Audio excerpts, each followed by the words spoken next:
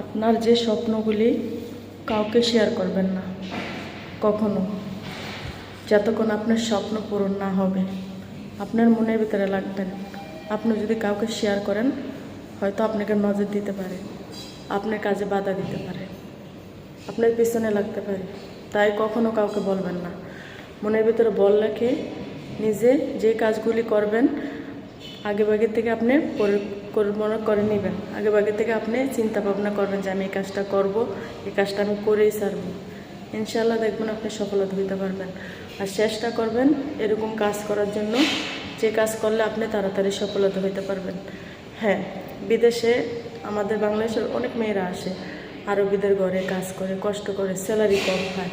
আপনারা চেষ্টা করবেন ভালো একটা কোম্পানিতে আসার জন্য, চেষ্টা করবেন হ্যাঁ পরিচিত মানুষের সাথে ভিসা নিয়ে আসার জন্য, ফ্রি ভিসা।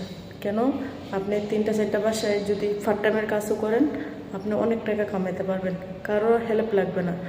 আপনি মাস শেষ হলে আপনি নিজের খানা রুম ভাড়া দিয়েও আপনার প্রতি মাসে বাংলাদেশের 60-70 হাজার 1 লাখ টাকা আপনি হাতে লাগতে পারবেন।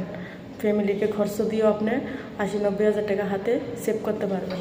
আপনি 4 বছর 5 বছর যদি কষ্ট করেন ধৈর্য ধরে, আপনি সফলতা ইনশাল্লাহ আসবে। কারো কাছে আপনার হাত পাততে হবে না, শুধু আল্লাহর উপরে ভরসা রাখবেন আর ঈমান নিয়ে কাজ করবেন আর নিজে বাঁচায় রাখবেন। কারো হাতে আপনি নিজেকে কারো হাতে তুলে দিবেন না যেন আপনাকে ইচ্ছা মতন ব্যবহার করবে। দিন শেষে আপনাকে কাছেরা ডাস্টবিনে ফালাই দিবে, আপনাকে 2 পয়সার দাম দিবে না। আপনি একটা মেয়ে মানুষ, আপনার একটা ইজ্জত সম্মান আছে।